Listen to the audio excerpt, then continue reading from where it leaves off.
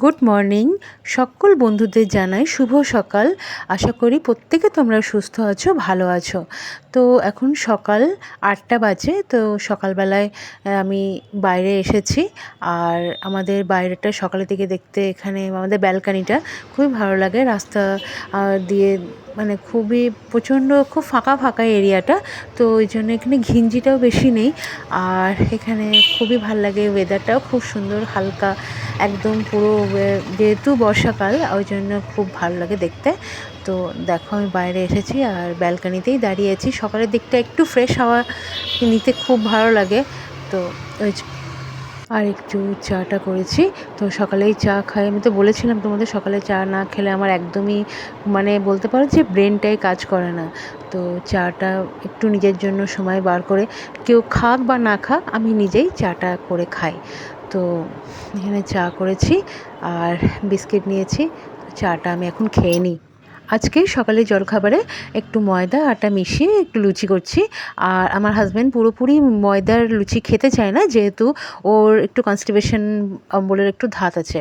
তো ওই জন্যে ময়দা আটা মিক্স করে আমি লুচিটা করছি। আর এখন ময়দাটা মেখে নিয়েছি আর এবারে লুচি করব। তো আমি আটাটা ভালো করে মাখছি। আর আমাদের জানো তো, আমাদের হচ্ছে যে আমার হাজব্যান্ড বলো বা আমার মেয়ে বলো, আমাদের প্রত্যেকজন আমরা এখানে সকালেই জলখাবারটা সকালে ঘরেই হয়। আর কেউ বাইরের খাবার কিছুতেই খেতে চায় না। আমি ভালোবাসি, কিন্তু এমন হয়েছে যে ঘরে করে করে বা খেয়ে খেয়ে মনে হয় না যে আর বাইরে থেকে আনাই বা বাইরে থেকে খায়। তো একদমই ওরা বাইরের খাবার পছন্দ করে না। ওই জন্য আমাকে রুটি নয় লুচি নয় পরোটা, আমাকে কিছু না কিছু করতেই হয়। বা কোনো দিন চাউমিন করে দিলাম, এই রকমই করি। তো যেহেতু কালকে ডাল করেছিলাম, অরহর ডাল প্রচণ্ড ভালোবাসে, তো কালকে অরহর ডাল আমি করেছি। আর অরহর ডালে একটু ছানা ভাজা দিয়েছি আর কিশমিশ এগুলো দিয়েছি। তো এই অরহর ডালে পনির মাঝে মাঝে দিই। তো পনির দিলে কি হয়, টেস্টটাও খুব ভালো হয়। আর একটু মিষ্টি মিষ্টি করে করি। তো সেই ডালটা কালকে রাত্রে ডালটা ছিল, ওই জন্য আমি লুচিটা করলাম। আর লুচি দিয়ে ডাল দিয়ে খাওয়া হয়ে যাবে বলে। তো দেখো আমি এবারে লুচি ভাজবো। তো লুচি ভেজে আমি লুচি করে নেবো। আমার তরকারিটা হয়ে গেছে, এবার আমি লুচি আর তরকারিটা খেতে দিয়ে দেবো। তো এখন রান্নাঘরটা প্রচণ্ড হেস লাগছে। তো ওই জন্য আজকে আমি একটু ইলিশ ভাপা করেছিলাম। তো যেহেতু হাজব্যান্ড কালকে ইলিশ মাছ এনেছিল, আর আমাকে বলেছিল যে চলো, অনেক দিন ইলিশ মাছ, এই বর্ষাকালে তো ইলিশ মাছ খাওয়াই হচ্ছে না। তো ওই জন্য কালকে এনেছিল। আর আমরা প্রত্যেকেই ইলিশ মাছ খেতে প্রচণ্ড ভালোবাসি।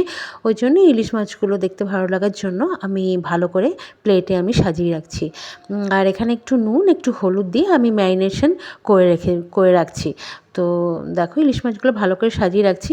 আর আমার মেয়েও প্রচণ্ড ইলিশ মাছ খেতে ভালোবাসে, আমার সবাই খেতে ভালোবাসে। এবং ইলিশ মাছটা গুড আফটারনুন বন্ধুরা। আজকে সকাল থেকে আমি তোমাদের সাথে কিছু শেয়ার করতে পারিনি। আর জানো তো, ঘরের যা অবস্থা থাকে যে একদমই সময় পাওয়া যায় না। তো আমার তো প্রত্যেক দিনই চান করতে অনেকটা সময় লাগে আর অনেক দুপুর হয়ে যায়। তো তোমার সাথে আজকে আমি আর কিছু সকাল থেকে শেয়ার সেরমভাবে করতে পারিনি।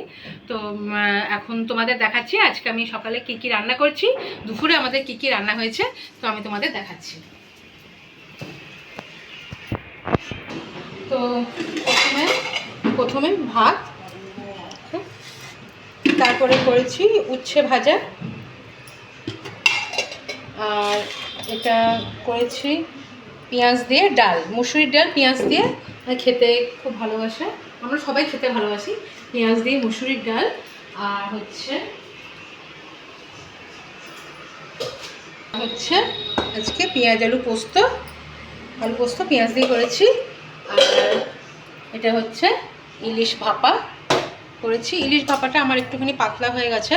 তো এরকমই আজকে পুরো রান্নাটা আমি শেয়ার করলাম।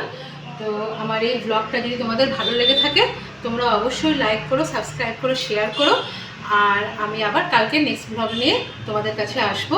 তো এখন তোমরা সবাই সুস্থ থাকো, ভালো থাকো, আশা করি সবাই আনন্দে থাকো।